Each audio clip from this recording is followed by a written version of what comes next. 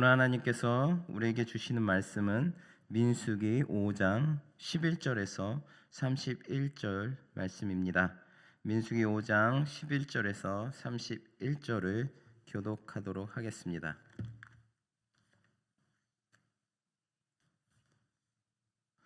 제가 먼저 11절을 봉독합니다.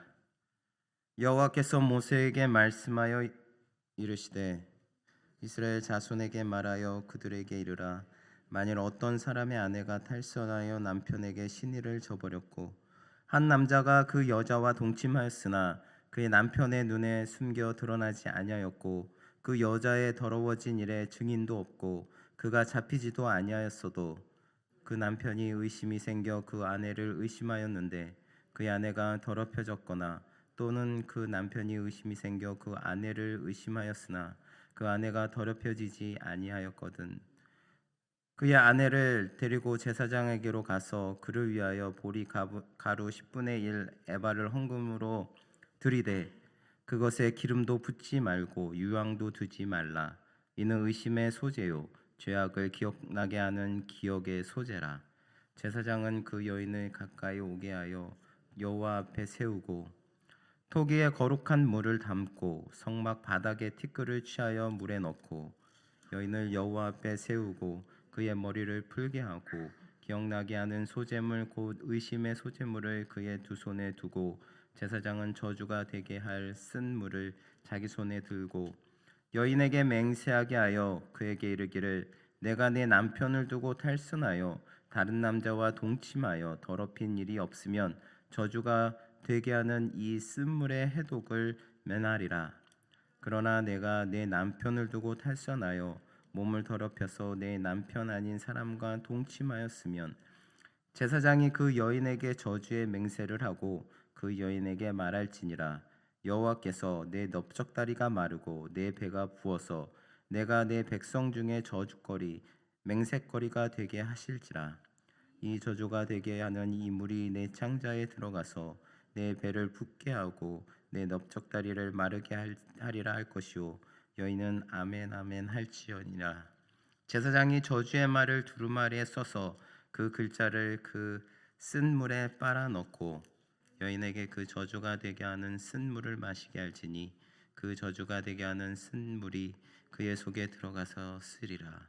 제사장이 먼저 그 여인의 손에서 의심의 소재물을 취하여 그 소재물을 여호와 앞에 흔들고 제단으로 가지고 가서 제사장은 그 소재물 중에서 한 웅큼을 취하여 그 여자에게 기억나게 하는 소재물로 제단 위에 불사르고 그 위에 여인에게 그 물을 마시게 할지라. 그 물을 마시게 한 후에 만일 여인이 몸을 더럽혀서 그 남편에게 범죄하였으면 그 저주가 되게 하는 물이 그의 속에 들어가서 쓰게 되어 그의 배가 부으며 그의 넓적다리가 마르리니 그 여인이 그 백성 중에서 저주거리가 될 것이니라. 그러나 여인이 더럽힌 일이 없고 정결하면 해를 받지 않고 임신하리라. 이는 의심의 법이니 아내가 그의 남편을 두고 탈선하여 더럽힌 때나 또는 그 남편이 의심이 생겨서 자기 아내를 의심할 때에 여인을 여호와 앞에 두고 제사장이 이 법대로 행할 것이라. 남편은 무죄할 것이요 여인은 죄가 있으면 당하리라. 아멘. 할렐루야. 오늘은 의심의 법이라는 제목을 가지고 여러분과 함께 나누기를 원합니다. 오늘 본문은 재산상의 손해배상법을 다루고 있는 5절에서 10절과 함께 이스라엘 진영 내의 단결과 일치를 깨트릴 수도 있는 갈등의 요소를 사전에 방지하기 위한 일환의 하나로 가정 내 부부 간의 불륜에 대한 의심을 해결할 수 있는 소위 의심의 법이라 불리는 율법에 대해 기록하고 있습니다. 의심의 법이란 남편이 아내의 간음을 의심하는 경우에 아내의 간음 여부를 가리는 판결법을 가리킵니다.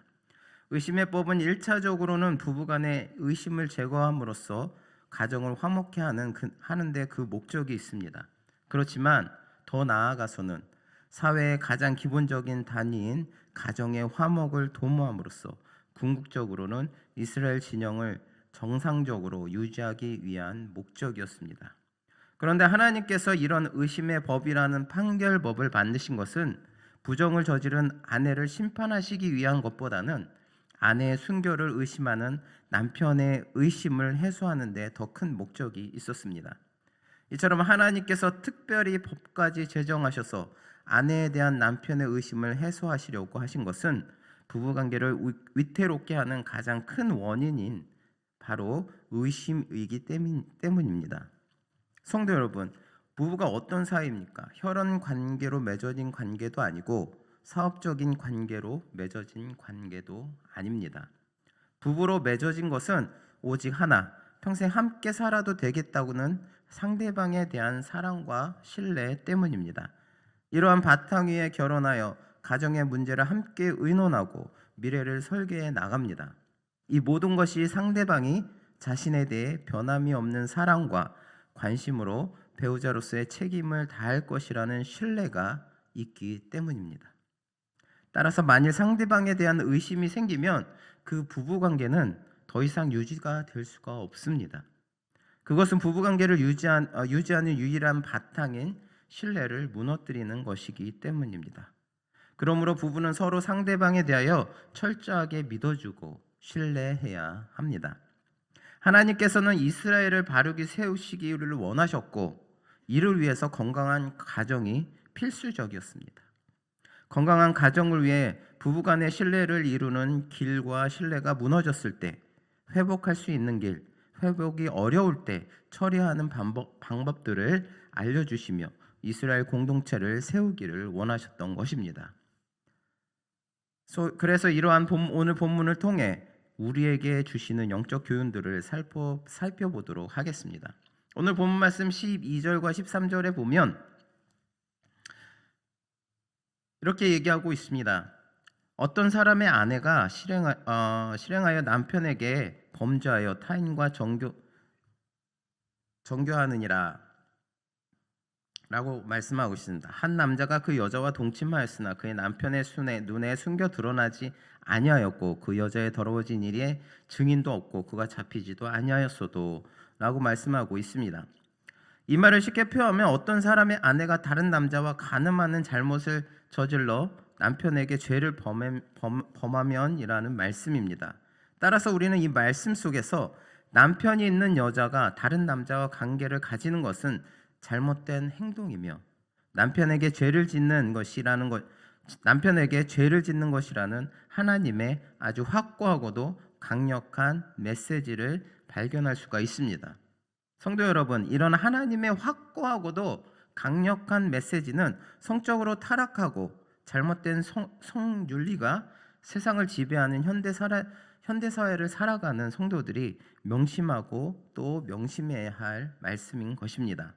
하나님께서는 사람을 창조하실 때 한 남자에게서 한 여자를 만드시고 부부로 맺어 주셨습니다. 그리고 그들에게 부부로서 서로 사랑을 확인하고 종족을 번성하게 하기 위하여 성을 선물로 주신 것입니다. 따라서 배우자 외에 다른 사람과 관계를 가지는 것은 하나님의 창조 질서를 위배하는 것이며 하나님께서 맺어주신 부부관계를 깨뜨리는 심각한 죄악인 것입니다. 부부관계를 벗어난 관계는 배우자에 대한 죄악이며 하나님의 창조 질서에 도전하는 심각한 죄라는 사실을 기억해야 하며 그러한 죄악에 빠지지 않도록 노력해야 하겠습니다. 오늘 본문 말씀 16절에 보시면 제사장은 남편에게 그 순결을 의심받는 여인을 가까이 오게 하여 여호와 앞에 세우라고 하였습니다. 이는 그 여인의 부정에 대해 하나님께서 판결하실 것임을 의미하는 것입니다. 사실 증거가 확실하지 않은 여인의 부정에 대해 정확한 판결을 내릴 수 있는 사람이 아무도 없습니다. 그러나 오직 한 분, 하나님께서는 그 여인의 부정에 대해 정확한 판결을 내리실 수가 있는 것입니다. 성도 여러분, 이것이 어찌 부정에 대한 재판을 받는 그런 한 여인에게만 해당되는 일이겠습니까? 이 세상에 존재하는 모든 사람은 태어나면서부터 죽을 때까지 하나님의 불꽃 같은 눈에서 단 한순간도 피할 수가 없습니다. 아무리 사람들이 보이지 않는 은밀한 곳에서 행하는 일이라 할지라도 하나님께서는 바로 눈앞에서 행동하는 것과 같습니다. 우리 모두는 평생을 하나님 앞에서 숨쉬고 행동하며 살아가는 자들인 것입니다. 성도 여러분, 우리가 이 사실을 바로 깨닫는다면 결코 죄를 지을 수가 없을 것입니다. 지금 여러분이 하는 행동 하나하나를 하나님께서는 불꽃 같은 눈으로 한순간도 쉬지 않고 지켜보고 계십니다. 어떤 행동도, 심지어 여러분의 마음속에 있는 생각까지도 결코 하나님의 눈길을 피할 수는 없는 것입니다. 그러므로 죄의 유혹이 여러분에게 닥쳐올 때 우리 자신들은 언제나 하나님 앞에 서 있는 자며 그의 눈길 앞에서 살아가는 자라는 것을 기억해야 할 것입니다. 하나님 앞에서 살아간다는 의식을 가지는 것, 그것이야말로 우리의 삶을 하나님 앞에서 순결하고 거룩하게 유지하는 비결입니다. 하나님께서는 항상 우리의 삶을 돌보고 계시며 우리가 어디를 가든지 우리가 무엇을 하든지 우리를 불꽃 같은 눈으로 늘 지켜보고 계신다는 것을 기억하시기 바랍니다. 그런 하나님이 우리를 지켜보고 계실 때, 그런 하나님이 우리를 지켜보고 계신다는 것을 우리가 의식하며 살아갈 때 우리의 삶은 더욱더 하나님을 향한 삶으로 바꿔질 수가 있는 것입니다. 내가 비록 어떠한 죄를 짓는다고 할지라도 하나님께서 나를 지금 지켜보고 계시는구나. 하나님께서 나의 이런 행동을 보고 얼마나 가슴 아파하실까? 라는 그런 마음이 저희들에게 생겨난다는 것입니다. 그렇기 때문에 더욱더 우리는 우리의 삶을 정결하게 행할 수 있고 더욱더 하나님을 위해서 살아가는 삶으로 바꿔진다는 것입니다. 항상 하나님께서 우리의 삶을 또 우리의 일거수일투족을 지켜보고 계시고 우리를 항상 보호하고 계신다는 사실을 잊지 마시기를 바랍니다.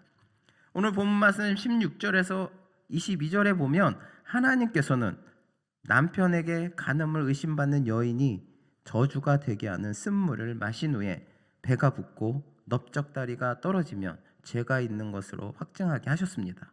여기서 배가 붓고 넓적다리가 떨어진다라는 표현을 한 것은 여자의 생식기인 자궁에 물혹이 생겨 복부가 붓고 자궁이 파괴되어 생식 능력을 상실하게 되는 증상을 의미합니다. 더 이상 애를 가질 수 없는 그런 상황을 말씀하고 있는 것입니다. 이와 같이 하나님께서 이런 의심의 법을 제정하신 진짜 이유는 간음한 여인을 처벌하기 위한 것이 아니라 아내에 대한 남편의 의심을 해소하기 위한 것이었습니다. 그런데 하나님께서 이처럼 남편의 의심을 푸는 것에 강한 관심을 보이신 것은 의심은 부부 사이의 신뢰를 깨트리고 더 나아가서는 결국 가정을 파괴하기 때문입니다. 즉 본문에 나오는 의심의 법에는 가정을 지키려는 하나님의 강력한 의지와 노력이 담겨 있는 것입니다. 오늘날 사회가 어지럽고 도덕윤리가 땅에 떨어지게 된 가장 큰 원인이 어디에 있습니까? 바로 가정이 흔들리고 있기 때문입니다.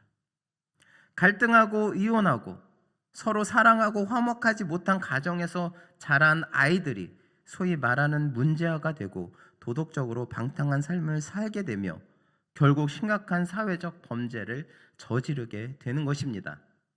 그러므로 혼탁하고 타락하여 멸망으로 향하는 이 사회를 살리기 위해서는 우리가 가장 먼저 해야 할 것은 바로 가정을 바로 세워야 한다는 것입니다.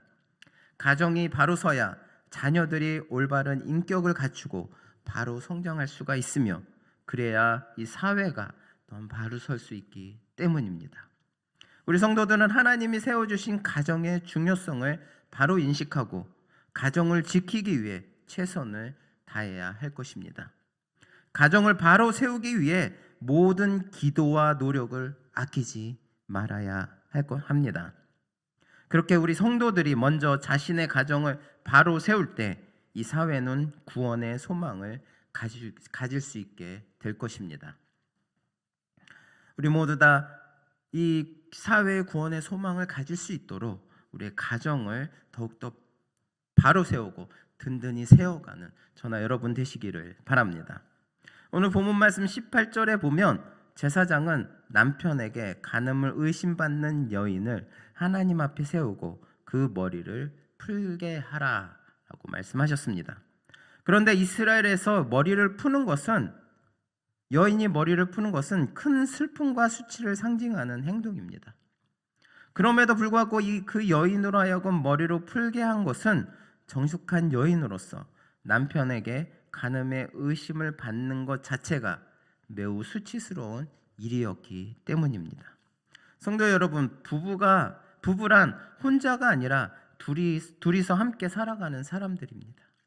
그러므로 말하고 행동하는 모든 면에서 자신만이 아니라 상대방에 대한 배려가 있어야 합니다. 여러분은 언제나 자신이 한 남자의 아내이며 또 한 여자의 남편임을 기억하고 서로에게 오해를 일으킬 만한 행동을 하지 않고 조심스럽고도 정숙하게 말하고 행동함으로 화목하고 신뢰가 있는 복된 부부관계를 이루어 가시기를 간절히 바랍니다. 오늘 마지막으로 31절에 보면 아내의 간음을 의심하여 의심의 법에 따른 판결을 요구한 남편은 무죄할 것이요. 31절을 보시면 한번 읽어보도록 하겠습니다.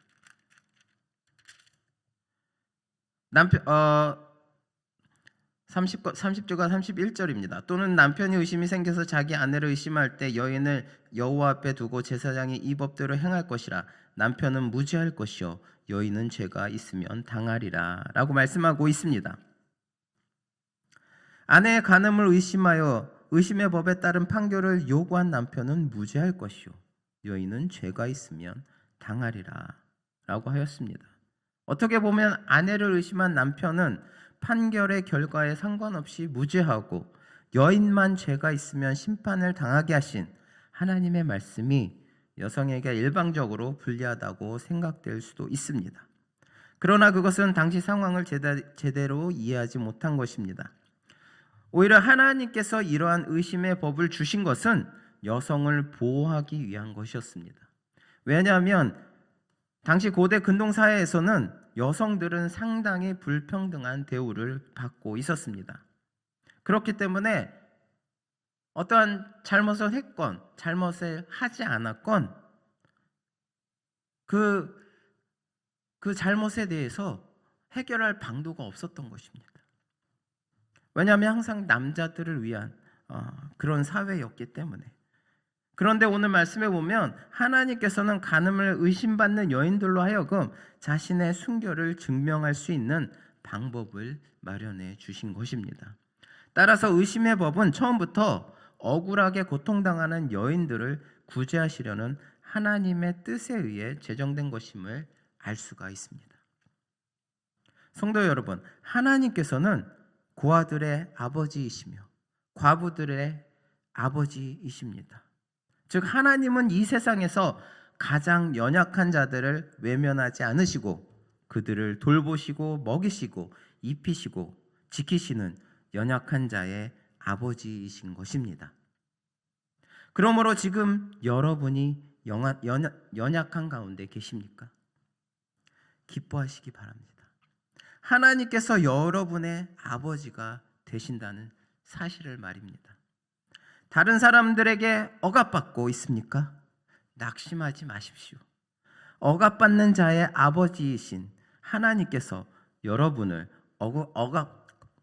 억압받는 가운데서 보호하시고 구원하실 것이기 때문입니다. 사랑하는 성도 여러분, 여러분이 가장 낮고 어려운 곳에 처하여 이 세상에서 가장 연약한 자가 될 때에도 결코 낙심하거나 두려워하지 마시기 바랍니다. 그럴 때일수록 여러분을 향한 우리 하나님의 사랑은 더욱 깊고 넓게 우리에게 다가올 것입니다. 가장 연약한 자의 아버지가 되시는 하나님을 바라보며 그 어떠한 어려움과 불행과 힘든 것들이 닥칠지라도 그 연약한 가운데서 힘을 얻는 저나 여러분 되시기를 바랍니다. 하나님께서는 연약한 우리들을 절대로 그냥 쓰러지도록 내버려 두지 않으신다는 사실을 기억하시기 바랍니다. 사랑하는 성도 여러분, 세상에서 성도로 살아간다는 것이 얼마나 힘들고 어려운 일인지를 모릅니다. 그것은 기쁨과 평안보다는 슬픔과 고난이 더 많은 삶일지도 모릅니다. 그러나 비록 슬픔과 고난이 우리에게 닥쳐오고 살아가는 것이 힘들다고 해도, 세상에 그런 여러분들의 진실을 알아주지 않는다고 해도 낙심하지 마시기 바랍니다. 하나님께서는 여러분의 수고와 눈물과 진실함을 다 알고 계십니다.